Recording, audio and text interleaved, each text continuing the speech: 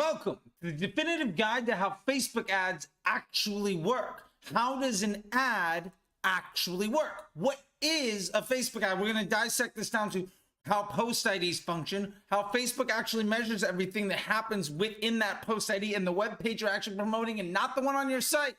Plus how that actually turns into targeting so that you never need to worry about bidding models or audiences ever again.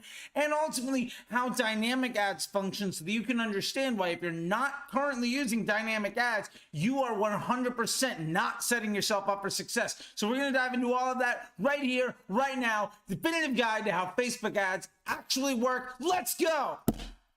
But first, I just want to say this. Thank you very much. I know you could be anywhere on the internet right now, and I'm going to make sure the next half hour is 100% worth your time. If you need more help, go to links.facebookdisruptor.com, sign up for everything. Don't forget to subscribe, ring that bell. Let's go. So first thing, post IDs.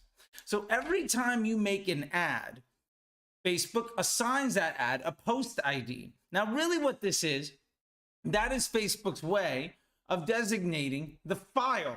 Where is it on Facebook's website? Because your post ID is actually a web page.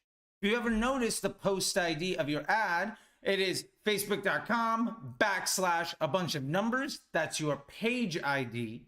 And then it'll say posts or videos or something else. And then another / and another long string of numbers. That is the post ID. Every ad you make is actually a web page.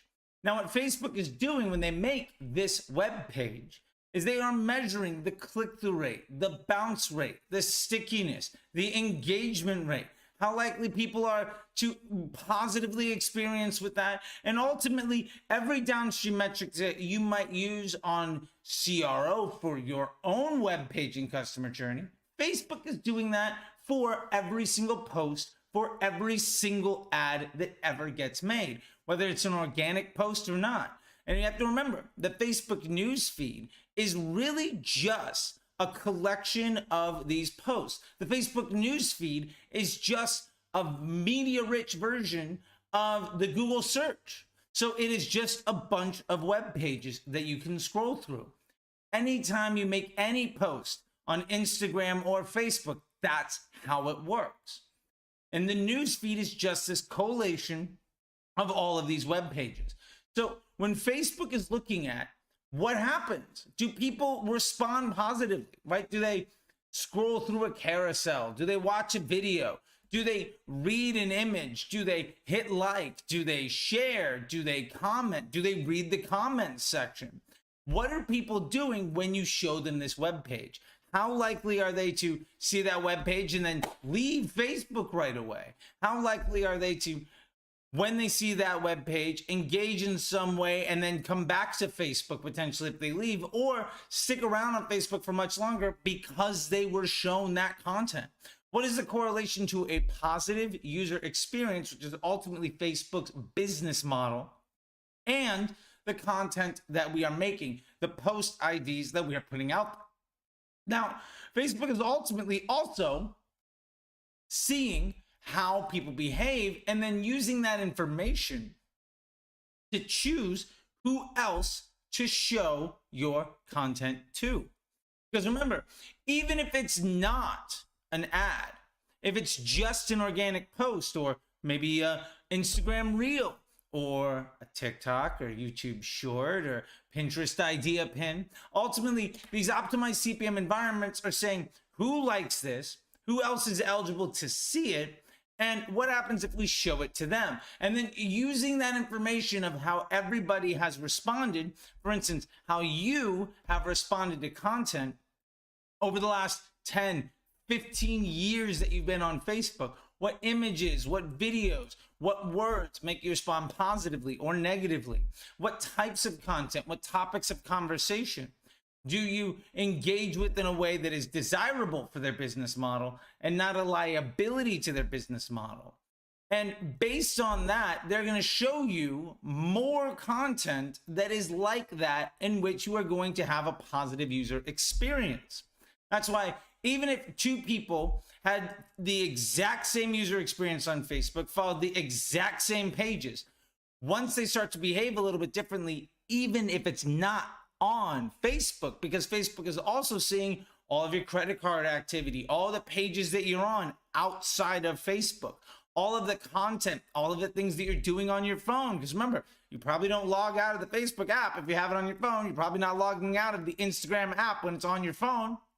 So it's tracking everything that you're doing, all the places that you've been, and collating all of that information in the algorithm to figure out what you want to see.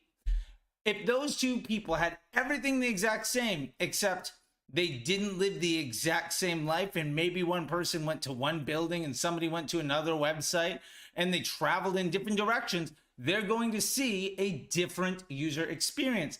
Even more than that, when we bring ads into the environment, once you start to stop and look at ads, click on ads, or ignore them, that environment, that user experience, that Facebook newsfeed is going to continue to evolve rapidly every time you swipe up to see a refresh on that feed. It is ultimately creating a new user experience. Now, why this is really, really important is because it ultimately breaks down into some fundamentals that we need to understand as marketing advertisers. The first of those being, if we are a liability to somebody's bottom line, in this case, Facebook's bottom line as a business owner, then we have to understand that that's not going to help us reach good people. So if your ad is very buy now, or if your ad is maybe immature, or if your ad is in some way either lacking in data or ultimately not presenting a user experience that Facebook can easily present to somebody else to give them a positive interaction and ultimately meet Facebook's business goals, then your ad is a liability to their business model, and they will charge you a higher CPM. I've been seeing a lot of conversation lately around CPMs of $50, $100. And understand that this is a direct ramification of content being made that is not something that people are responding positively to.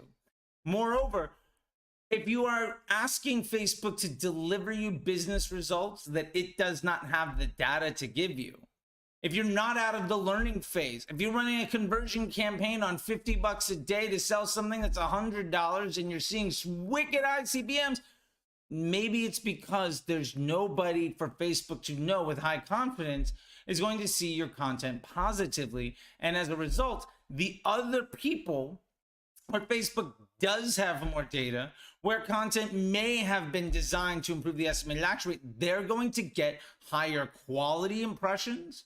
So when that user is swiping, what are they going to see? And these higher quality impressions tend to come when somebody's on the edge of making a purchase, picks up their device. What is that first impression that they're seeing? How likely, like if your ad gets shown only when somebody's 30 minutes into their Instagram news feed, only when somebody's 15, 20 minutes into their reels, only when somebody's been on Facebook for the 8th time today, you're getting lower quality inventory because your web page that you've made on Facebook, remember, when you're making a Facebook post, you're just basically coding a web page. That experience is less desirable for people. Now, if you've been reading the tea leaves here, you're also noticing that this gets down to another fundamental truth, and that Facebook ads do the targeting. There is no benefit to using Facebook ads to audiences to improve your AOV. There's no correlation. There's no correlation between LTV and a custom audience or an interest group or some detailed targeting. As a matter of fact, you are more likely to see less stable, less desirable, lower incremental lift when you are using detailed targeting instead of letting that ad go out unabated and be shown to all of the people that that ad should be shown to. Because remember, Facebook has looked at the click-through rate, the bounce rate, the stickiness, the engagement rate, how well people respond to that content versus some other option. And because of that, Facebook is choosing who else to show it to.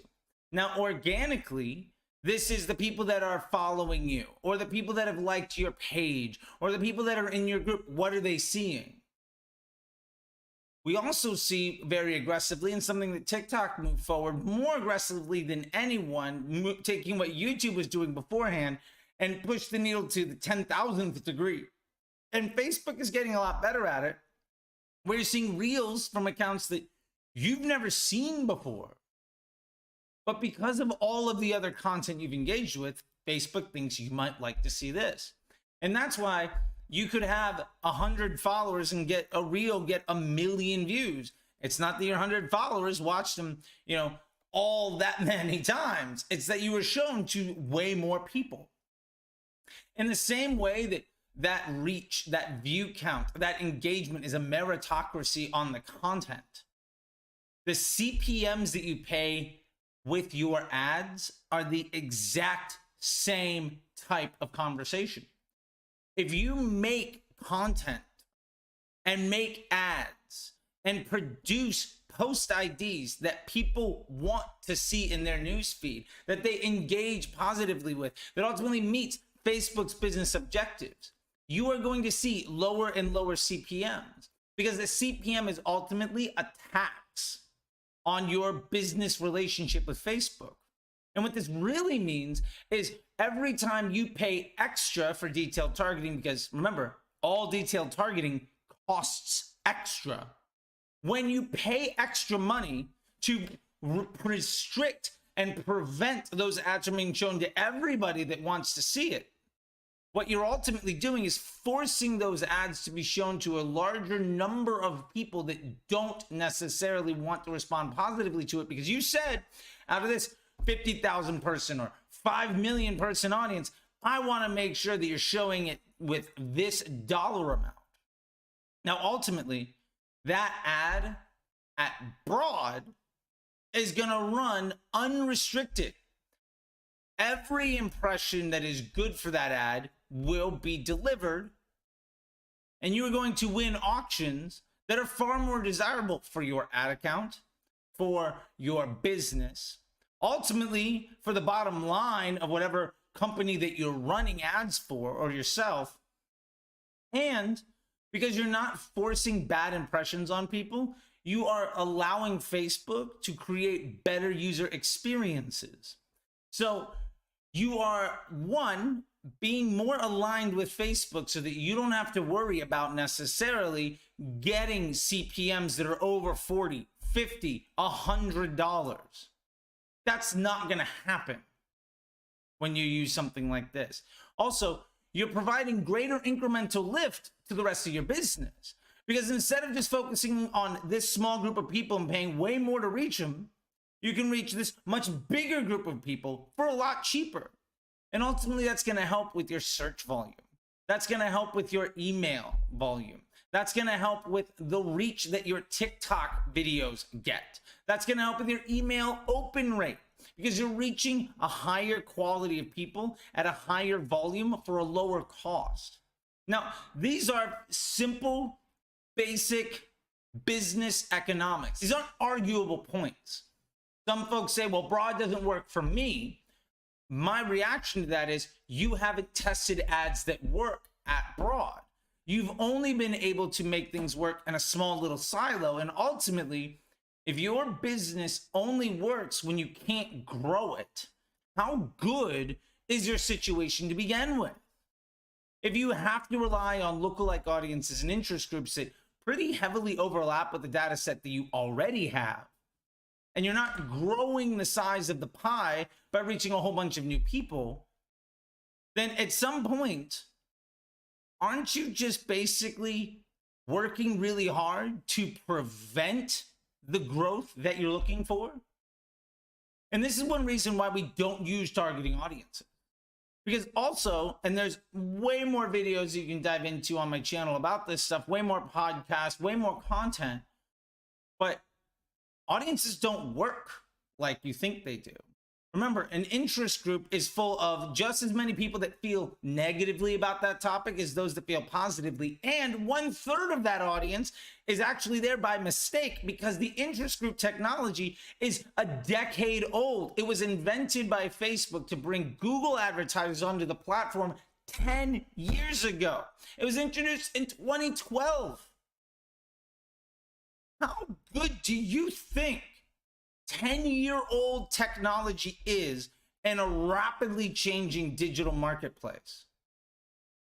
Especially when half of those people are in that interest group because they don't like something.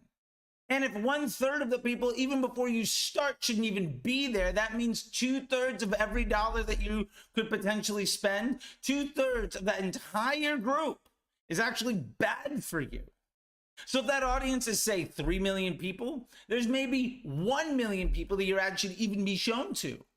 And now, hopefully, your post ID, the overlap of the people that post ID where Facebook wants to show it to, because remember, Facebook is deciding who wants to see this and who doesn't. Basically, every ad makes its own lookalike audience. Again, that is an analogy and a hard fact. Not arguable. Anybody that disagrees with it, fine, you're wrong, but you can have that opinion. That's fine. I've worked with the engineering department. This is literally how the product was designed. And Facebook has been telling us this for a decade. And everybody ripping off Facebook literally uses the exact same model to grow. TikTok is literally that exact same thing built to grow on that exact same principle. Create content, get data on who likes it, show it to more people who are likely to like it. Show it to more people that look like those that responded positively. Every ad is making its own look-alike audience. We literally just established that in an inarguable, hard data, objective fact function. So we can move on from that conversation. My point here is, if that available audience that you are using, if the overlap, if the Venn diagram of the ads lookalike audience doesn't have a lot of overlap with that other 1 million people, you are spending a lot of time and effort and investing a lot of impressions to tell Facebook that you don't give a damn about their business model. And your CPMs are going to go up. Now, you're going to get some wins. And look, where there is an overlap is great. And maybe you get really solid performance right away. But is it scalable? Is that somebody that is incremental to your business?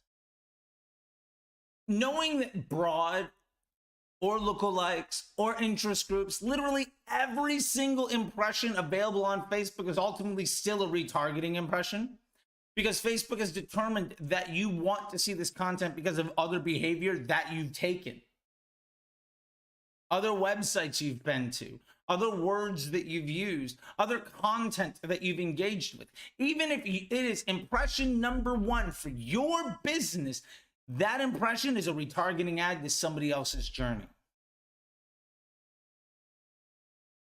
So with all of that being said, if you are dramatically reducing the scope of who you're allowing that ad to see by eliminating the large majority of the people that are in that ad's own lookalike audience, by restricting it down to just the people in the lookalike audience that you've defined, or in the interest group that you've defined, or the retargeting audience that you've defined. When you've paid extra to make it way more difficult for that ad to reach good impressions and ultimately deliver Facebook's business model, which puts you in a good relationship that sets you up for long-term success, when you have paid extra to do worse quality work and you win by getting sales, my argument is this. One, is that sustainable and scalable? The answer is always no. Number two, would that person have bought anyway? Is it incremental? Are you using branded search and bottom of the funnel retargeting and email and influencer and working on organic? Do you need to do all of that stuff? Or more importantly, Instead of introducing 1,000 new people or 10,000 new people to the business, was it really a good investment to make sure that one person that was going to buy tomorrow still buys tomorrow? What is the opportunity cost of making your Facebook ad look good because you don't understand how the post ID makes an audience? And ultimately, when you pay extra to make success more difficult, does that grow your business? Now, objectively speaking, the answer to that is no. So we can extrapolate from that very simple conversation that using targeting audiences, bad idea. Full stop. There's no use for them. You can get good results today. You can make Facebook look good, but ultimately the business will suffer because you're chasing vanity instead of performance. And if you're not building for the environment that curates good performance, ultimately you're going to struggle because you don't understand how Facebook works. Now, the last thing that I wanted to cover here, because I think it's incredibly important, is dynamic ads. Every single ad account should be built on the back of dynamic ads. Again, sort of an opinion, but we're going to back that up with objective facts. And I'm going to struggle to find a way to prove that that's not what you should be doing. It's been years, hundreds of millions of dollars, hundreds of ad accounts, dozens of examples, people from dozens of countries and 6 different continents, folks that I've had conversations with, and people that I've trained, students and clients of mine. This is a hard fact for every single one of them. Dynamic ads are something you should be using. And instead of trying to undermine, well, like, I don't use dynamic ads for my creative testing, and I'm going to go build post IDs, and well, I already have all this stuff.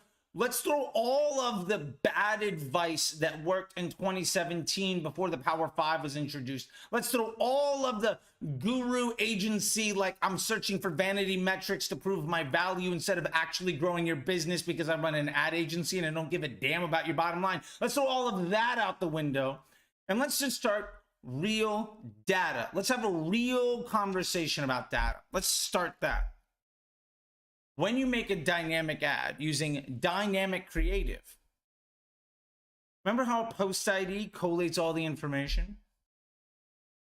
In a dynamic creative, that dynamic creative ad is the post ID. And now every element of that web page is dynamically responding to that impression, which means that one post ID is actually collecting information from every permutation of ad that is built within that dynamic ad. So to put this a different way, you could build 20 individual ads to try out to see what happens with 5 different images and 4 different headlines with your one primary text. Okay, that's 20 different ads. Now you can try that to run the scientific method across all of it, and maybe you're even doing something like running ABO to make sure every ad gets the exact same spend, whatever, to try to control for this scientific process. Well, let's really dive into what you're doing.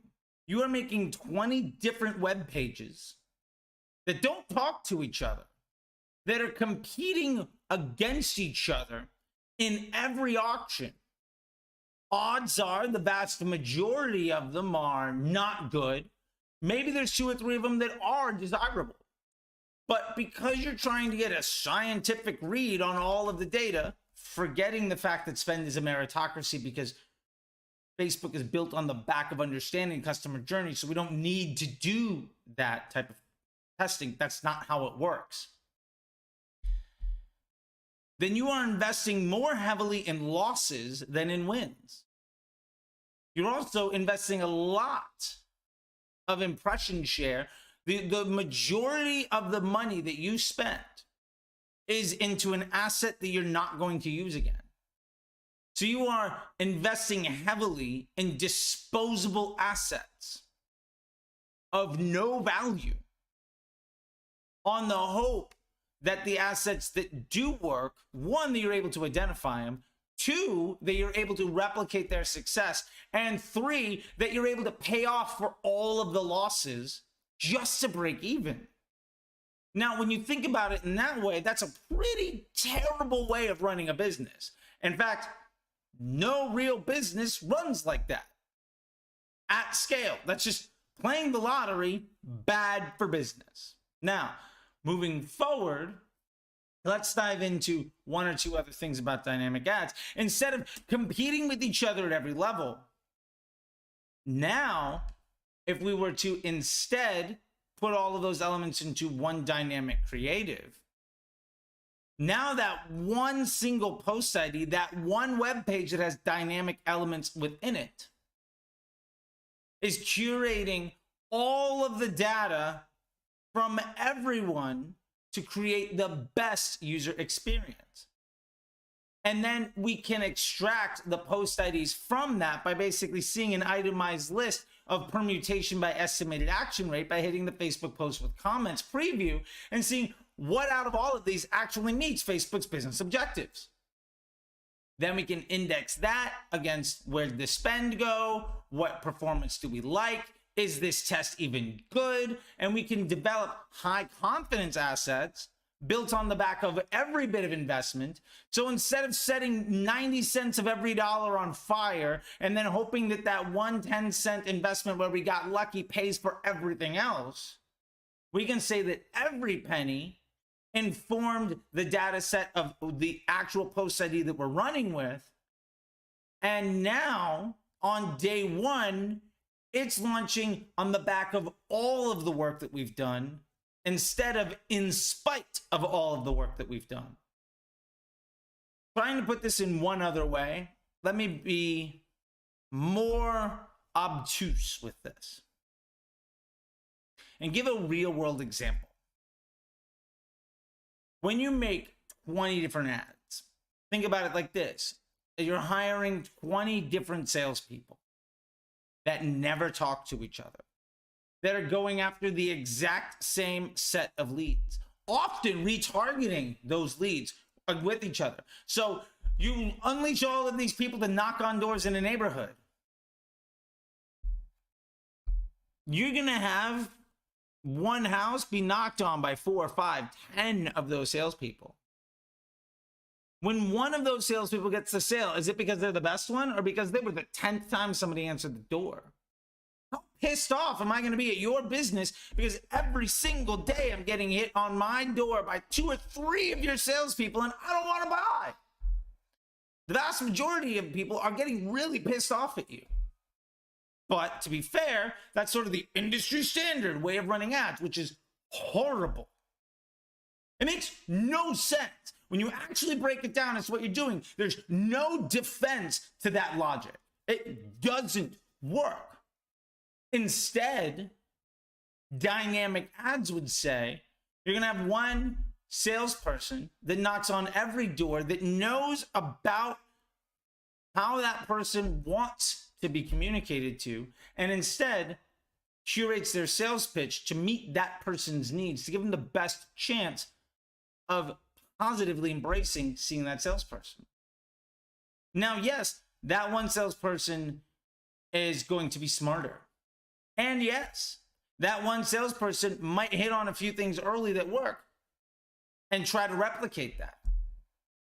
And yes, that one salesperson isn't necessarily going to tell you this is the best exact permutation of everything, because they don't know. But we can look and see, well, when we showed them this picture, this video, they responded better. When we use this opening line, our headline, they responded better. Now, maybe it's not the best image and the best headline. That's okay. Because ultimately what we're worried about isn't the best single element across each one. What is the collective learning of the entire investment that we've made? And then ultimately, how do we use that to make sure that every penny we spend produces the best post IDs that are already completely aware of how users want to be engaged with, And that ad, because we ultimately go to market with the best post ID, it's collating all of the targeting data.